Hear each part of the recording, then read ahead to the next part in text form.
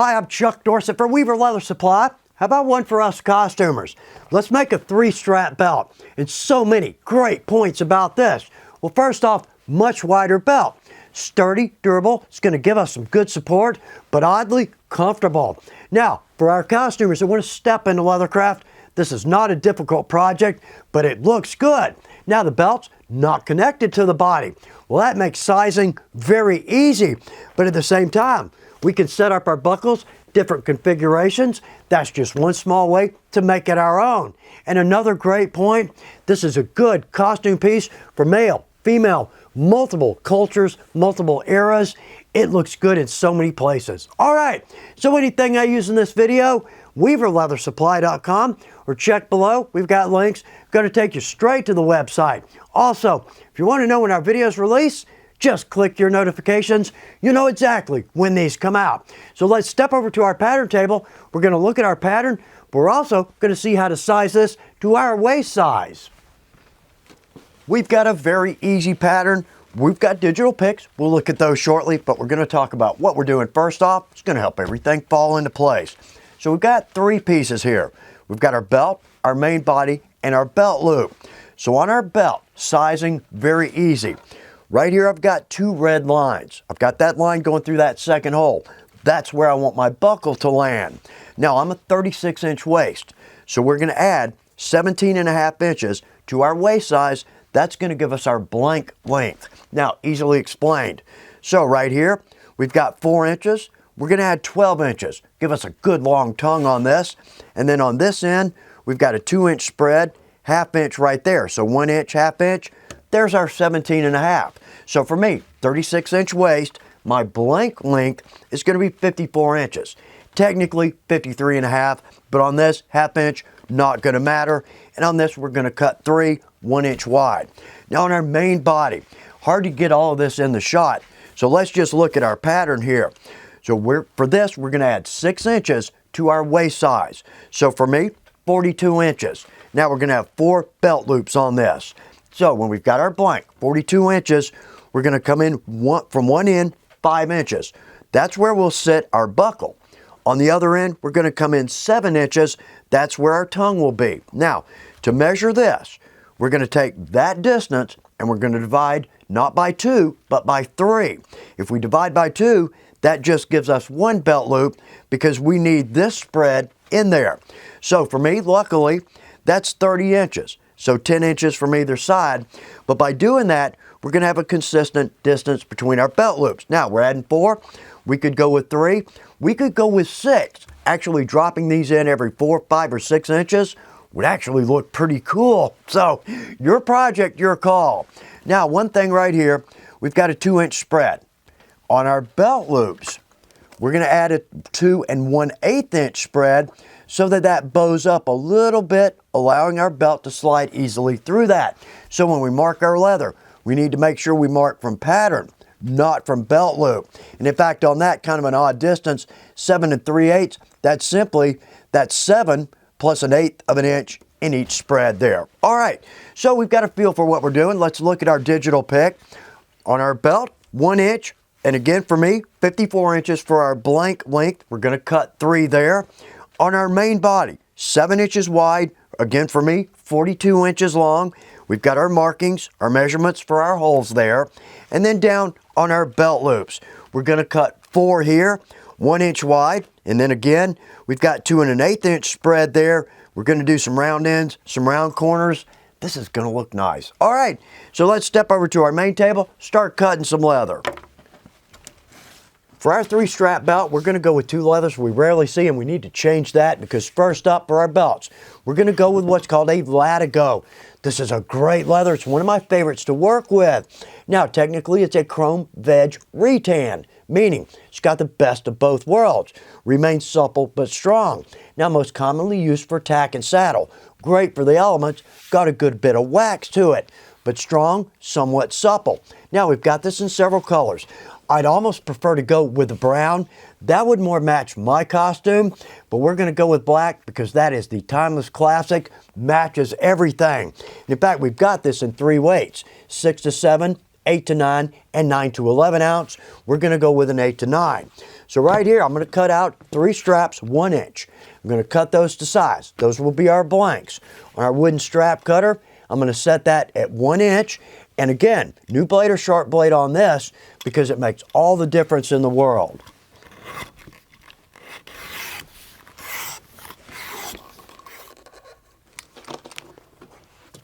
And those are cut to size. All right, let's reset and mark these. 2 points here. Well, first off, we're not going to add a keeper. We can, absolutely, but we've got enough room beyond our last hole to where we can loop each belt around itself, and our tongues are all 3 going to point down. To me, that's a very period look. But secondly, forever, marking black leather has been impossible. We've got a leather marking pen now, and this is all the difference in the world. So on this end, let's mark for our rivet holes. Yeah, easy enough to see that.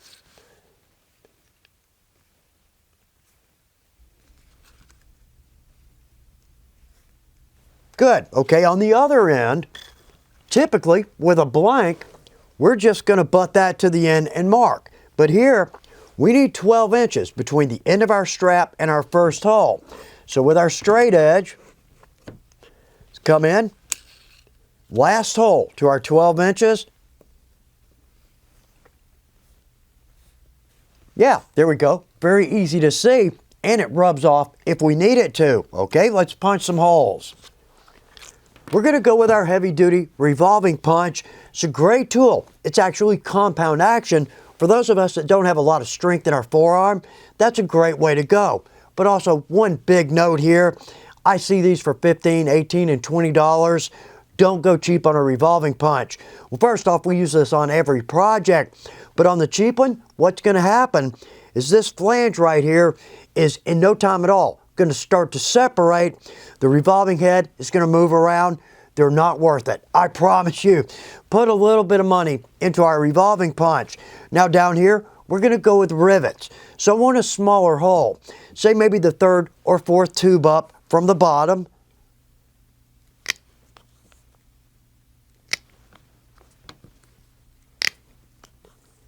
And try to center those as best we can. Now, on the other end, for our size holes, I'd like to jump up to our largest tube simply because the buckle prong typically can be a little bit larger.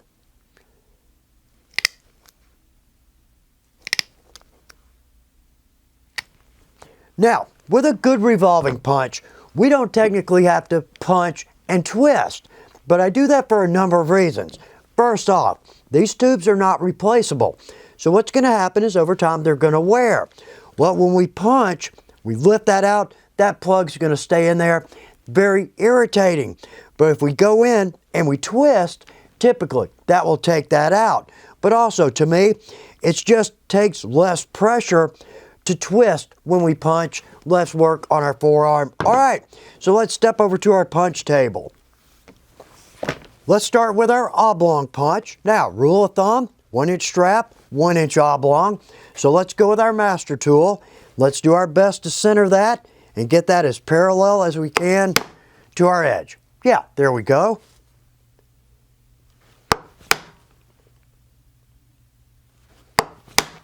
We've got that. Now, on our other end, let's go with an English punch. Basically, that's simply a point. Helps our belt move through belt loops more easily. And 1 inch here.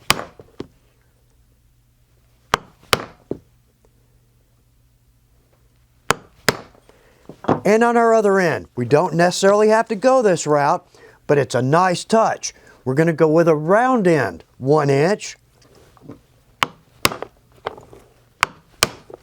Then there we go. All right, let's head back to our main table. With most every belt and strap I make, I'm always going to add a groove line and I'm going to edge that.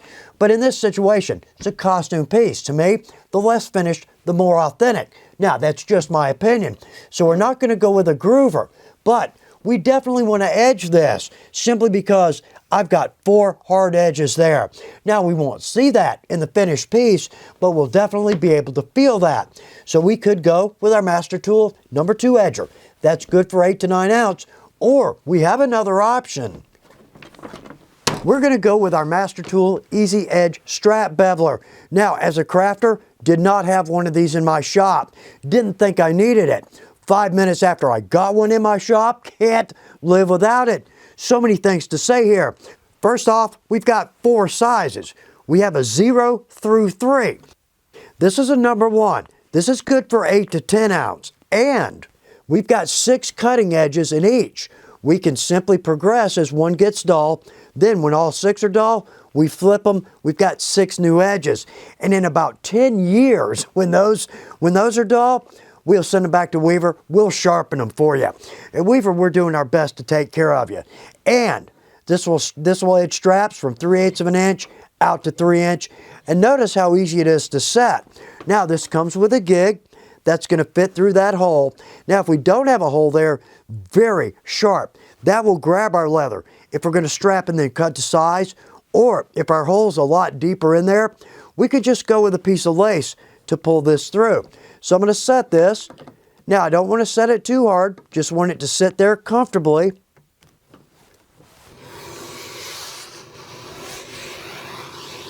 And there we go. How fast was that? Let's flip that, do our flesh side.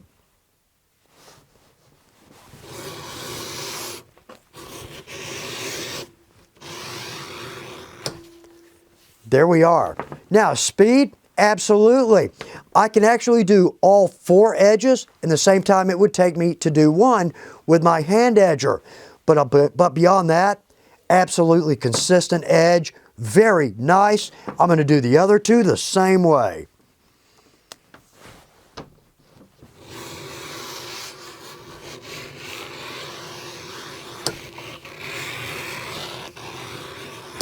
And how easy is that? Now again, can't really see that, but I can certainly feel it. Very nice. All right, back to our main table. Let's cut the leather for our main body. For our main body and our belt loops, we're going to go with our Pioneer Chrome Oil Tan. It's a good leather. It's a chrome tan. It's a little bit supple, but the reason we're going this route, it's got some body to it. Now we've got this in multiple weights. We're going to go with the 5 to 6 ounce. In fact, we've seen this before. This is the Russet in the same leather. We use that for our briefcase project. Now again, black leather, always a nightmare, no more. So I've got a straight edge, save us a little time. Got a straight edge here. So now we don't have to draw the whole thing. All we need, let's just draw in our corners.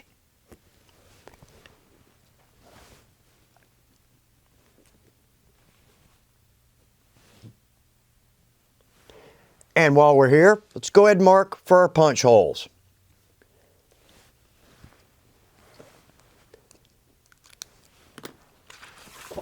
And there we go. Easy enough to see. So let's cut this out. Now our best cut is going to be if we lay our straight edge just inside our line there.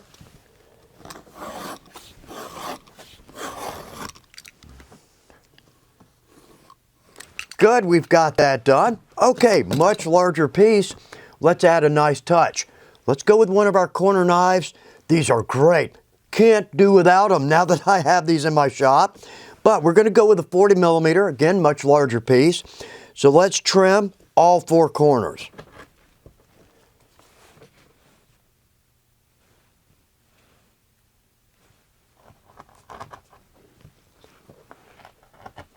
Yeah, there we go.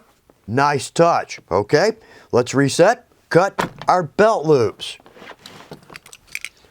Now for these, we're going to need a piece 7 3/8 by 1 inch wide. We're going to need 4 of these.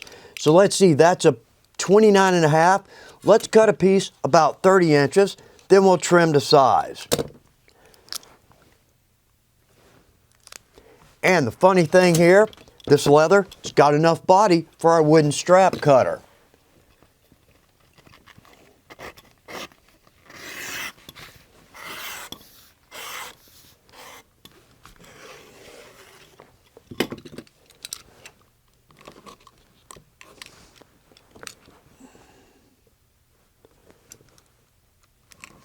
Very nice, we've got those, okay. Let's mark.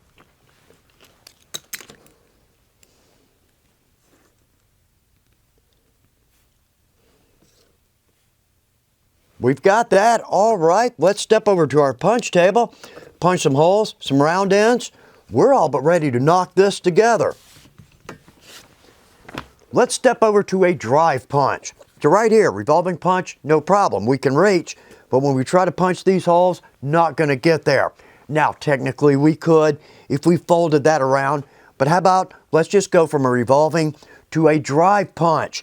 Now we can drop in a hole anywhere on a project. We're going to use rivets on this. So what I would like is a smaller hole. I'd like that hole to be a little bit snug on the rivet post to me. It's going to be a better bite, more durability. So let's go with our 1/8 inch drive punch. Let's hit all of our holes on our main body.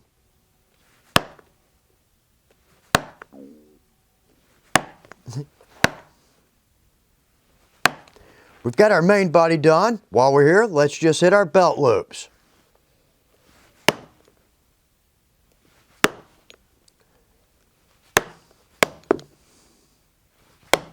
Good. Next up, let's go with our 1 inch round end. We're going to put a round end, both ends, each of our belt loops.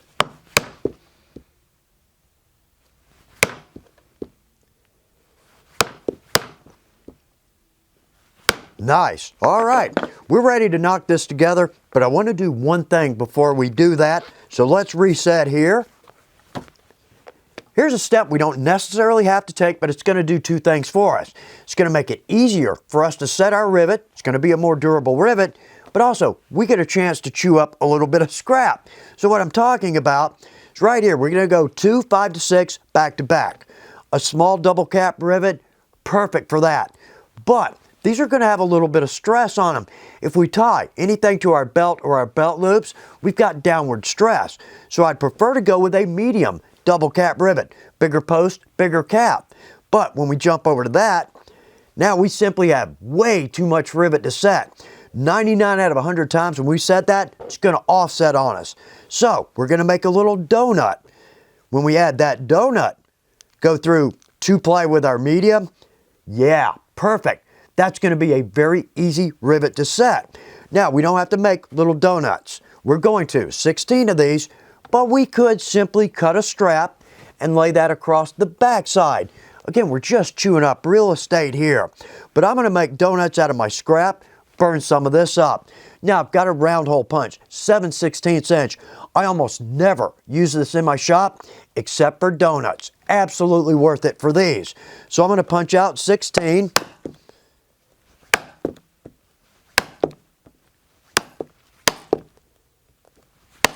And maybe just one more.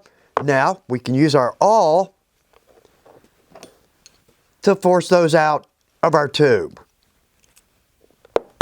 Yeah, there we go. Those aren't too hard to get out. Okay, let's go back over to our 1/8 inch round hole.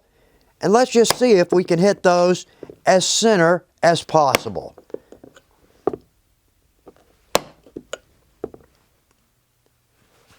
Good, we've got those. In fact, I've got a box in my shop just for donuts. All right, let's knock this together. And we'll start with our belts. Now, we're going to go with a simple heel bar buckle, perfect for a costume piece. And in fact, right there, literally a simple heel bar buckle. We have this in multiple sizes, multiple finishes. And any one of those finishes is going to look good on the black. But let's step that up a little bit. Let's go with a quality, solid brass heel bar buckle. I can feel it. Now, for a costume piece, a little bit of a high polish, but in all honesty, with the finish and the polish, the contrast there, that's actually going to look good on that black. And in my opinion, antique nickel, more of a utility look, where brass, more of a regal look. So, I keep calling these medium double caps. Technically, it's the 5/16 inch. So let's load our buckle.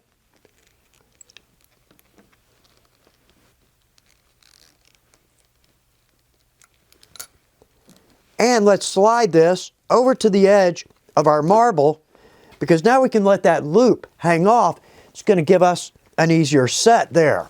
Now, that's our setter from our 4-piece setter set. It's a great set for us crafters. We can set Sigma, line 20, line 24, and rivets. Okay, good. Same thing on the other 3.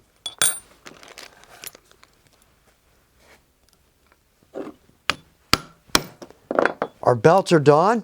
Very nice. All right, next up, let's set our belt loops.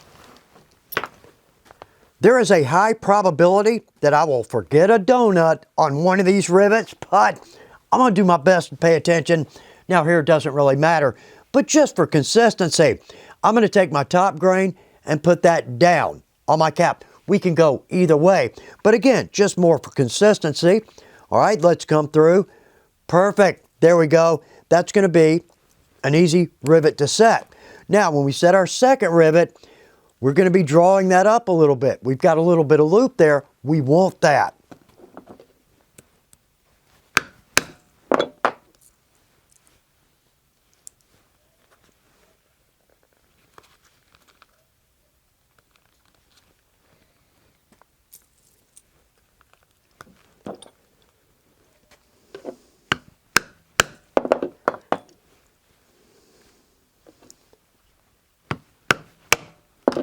Yeah, there we go. All right, gonna do the same thing 3 more times.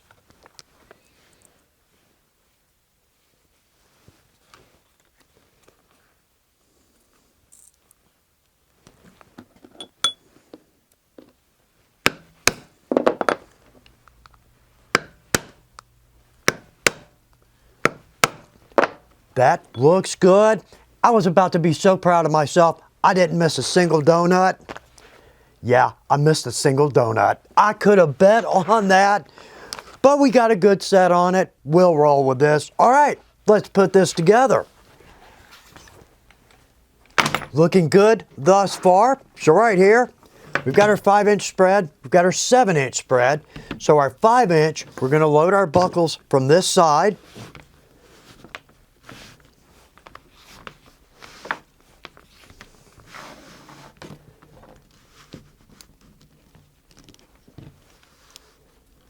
Yeah, there we go. That looks good. And again, we could change this up. We could bring one buckle in, medium, and out. That's a nice look. We could offset that. So many ways we can go, but all kinds of ways we can go to make this our own. We could always go with the veg tan body. Maybe wet form our belt loops, some braids, conchos instead of rivets. All kinds of ways to make this our own. But I'm going to put this on. Let's see how it looks and how it fits. This is a good looking belt, but beyond that, it's sturdy. I feel like I've got some good support, but at the same time, extremely comfortable. Now on our knots, a little bit thick, but with some use, those are going to soften up and flatten out. But one of my favorite things about this belt, ample places to tuck and tie. We now know how this goes together. It's not a difficult project, but now take this design, make it your own. I know it's going to be beautiful, and I bet you're going to get some compliments. Good luck with your projects.